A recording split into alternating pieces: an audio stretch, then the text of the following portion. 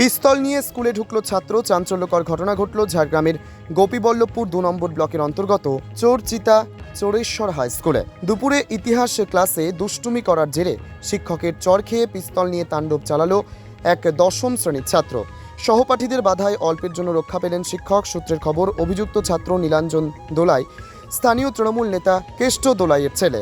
এর আগেও বিদ্যালয়ে নানান অপরাধমূলক কাজে জড়িত থাকায় অভিযোগ রয়েছে তার বিরুদ্ধে। ছাত্রীদের উদ্দেশ্যে কটূক্তি, অশালীন মন্তব্য, এমনকি স্কুলের সিসিটিভি ক্যামেরা ভাঙার মতো ঘটনায় নাম জড়িয়েছে ওই ছাত্রের।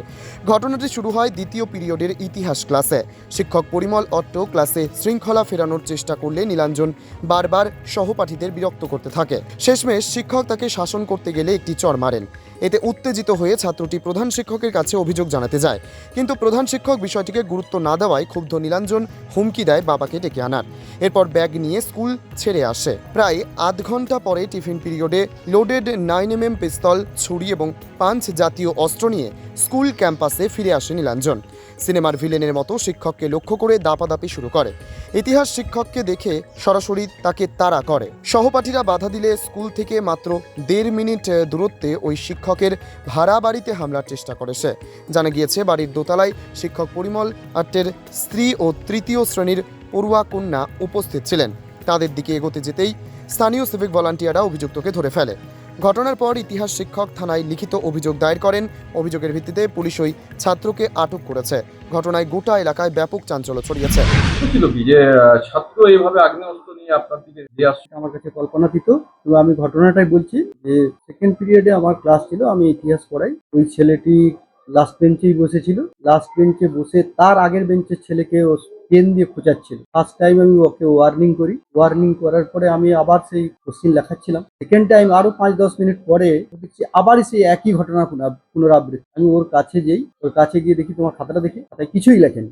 তখন আমি ওকে পিঠে এক চাপড় দিই। তারপরে আমি আবার যথারীতি ক্লাস কমপ্লিট করে বেরিয়ে আসি। তারপরে ঘটনাচক্রে আমি দেখলাম যে ওই ছেলেটি মনে হয় আমার নামে এইচএম এর কাছে অবজেকশন জানাতে এসেছে। এইচএম কি বলছেন সেসব আমার জানা নেই। তারপর ও আমাকে দেখে আরো উত্তপ্ত হয়েছে, আমি গার্ডিয়ানকে ডাকতে চাই। আমি তুই যা, গার্ডিয়ানকে ডাকতে। এইচএম এবং ম্যানেজিং কমিটি ডিসিশন নেবে, যা নেবার নেবে। তো চলে যায়। তারপরে আবার এসে থার্ড পিরিয়ডে ম্যাথামেটিক্সের ক্লাস ছিল মৃণাল বাবু, তার ক্লাসে ঢুকে তাকেও এরকম রং চং দেখিয়ে ব্যাগ নিয়ে বাড়ি থেকে যখন ফিরে আসে তখন টিফিন আওয়ার হয়ে গেছে। আমি এখানেই বসে, ছেলেটি এই জানলার কাছে চলে এসেছে। আমি বুঝতে পারিনি যে ওর কাছে এরকম আগ্নেয়াস্ত্র আছে। আমার এখানে কম্পিউটার টিচার ছিলেন, তো বলছি স্যার ওর হাতে বন্দুক। তখন ওরই ক্লাসে 3-4 জন ছেলে ওকে টানা হিজড়া করে নিয়ে যাচ্ছে। আমি তখনও বুঝতে পারিনি যে ওর কাছে এরকম অস্ত্র আছে। ওরা ওই পাশ দিয়ে গিয়ে হোস্টেল ক্যাম্পাসে ঢুকে যায়। হোস্টেল ক্যাম্পাসে আমরা যখন বেরিয়ে যাই তখন দেখছি সেই হোস্টেলের দরজার কাছে চলে গেছে। তারপর খানিকক্ষণ পরে আমরা যখন ওখানে ওই দরজার কাছে যাই তখন দেখি মন্দিরের কাছে গিয়ে ওই আগ্নেয়াস্ত্র ছাড়ানো চলছে। তা আমরা বুঝতেই পারিনি যে ওটা নকল কি আসল,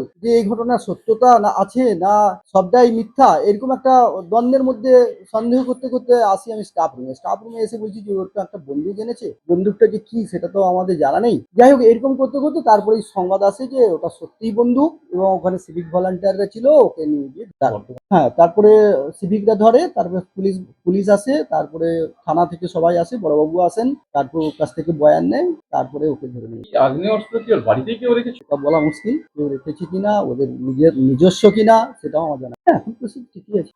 পুরস্কার মতো যেমন ক্লাস চলে সেরকমই চলে। হ্যাঁ, আমার নাম পরিমল অট্ট। স্কুলের যদিও সেটা স্কুলের বাইরে ঘটনাটা ঘটেছে, স্কুলের বাইরে অ্যাকচুয়ালি টিফিন আওয়ার্সে ওই ধরনের যেটা সিভিক পুলিশ দ্বারা তার সে ওই ছেলে ছাত্রটি তাকে তারা ধরে তারপর মহাশয়কে আমাদের মহাশয়কে ভ্রমণ করার চেষ্টা করাতে তারই সেই কয়েকজন সহপাঠী সেটা তাকে ছাড়াছাড়ির ব্যবস্থা করে বাইরে ঘটে। তারপরে ওরা সেই সময় ওকে নিয়ে আসে। কিন্তু ঘটনাটা খুবই মানে খারাপ, নিন্দনীয় ঘটনা। আগ্নেয়াস্ত্রটা পেল কোথায়? সেটা আমার ওই ব্যাপারে কোনো প্রশাসনিক ব্যাপার, আমার ওই ব্যাপারে কোনো অভিযোগ তবে আমাদের না শিক্ষক মশাইয়ের সঙ্গে শত্রুতা কিসের? শিক্ষক মশাইয়ের সঙ্গে কোনো শত্রুতা আর শিক্ষক মশাই যদিও কোনো শাসন করে থাকেন তো শিক্ষক মশাই তো পিতৃসুলভ, উনি তো পিতৃসুলভ, এতে তার তো ওনার শাসন করার অধিকারও আছে। তো স্কুলে যদি শাসন করার আমাদের পাওয়ার না থাকে তাহলে আমরা সেক্ষেত্রে আমরাই তো মানে হাত পা গুটিয়ে বসে থাকতে হচ্ছে। আমাদের ব্যবস্থা প্রশাসনিক লেভেলে চলছে, সে প্রশাসন তার ব্যবস্থা। আমি প্রধান শিক্ষক অন্তর্যামী। তারাশঙ্কর ব্রহ্ম। কালকে যে ঘটনাটা ঘটেছে এই ধরনের ঘটনা হঠাৎ ঘটলো কিভাবে এবং কি শুনছেন আপনারা? আমরা শুনেছি যে এই একজন ছেলে ছাত্র মাস্টারকে মাস্টার পড়া না দেওয়ার জন্য চড় মেরেছিল। তার জন্য ওকে রাইফেল না পিস্তল নিয়ে মারতে এসেছিল। এরকম ঘটনা কি এর আগে কখনো ঘটেছে এর আগে? না না, কোনো কি মনে হচ্ছে এটা কি কেন হলো কেন? এটা এই তো শাসন ব্যবস্থা নেই বলে এরকম ধরনের হচ্ছে, কোনো মানে নিয়ম শৃঙ্খলার মধ্যে নেই। আপনারা কি চাইছেন? আমরা চাইছি যেন সুস্থভাবে স্কুল চলুক, শান্তি শৃঙ্খলাভাবে বজায় থাকুক, এই জন্য আমরা কি নাম আপনার? তারাশঙ্কর ব্রহ্ম। এটার জন্য যাতে কঠোরভাবে তার ব্যবস্থা করা হয় এবং এটার জন্য কঠোরতম শাস্তি যেন তার হয়, এটা আমরা চাইছি। এই ধরনের ঘটনা কি এর আগে কখনো ঘটেছে? না, এই ধরনের ঘটনা আর ঘটেনি।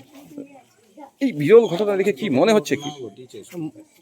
এইসব ঘটনা দেখে মনে হচ্ছে যে মনে হয় যে দিনের পর দিন এই যে মানে মাস্টারদের শাসন করার ব্যবস্থাটা তুলে দিচ্ছে। মাস্টাররা শাসন করতে পারবে না, পারবে না, তার জন্য ছেলেমেয়েরা আর ভয় পাচ্ছে না, তার জন্য এইসব ঘটনা ঘটছে। আপনারা কি চাইছেন? আমরা চাইছি যেন শাসন ব্যবস্থাটা করা হোক, মাস্টারদেরকে শাসন করার পাওয়ারটা দেওয়া হোক, হ্যাঁ, পাস ফেলটা চালু হোক। Bureau report, জজবাত 24 Bangla.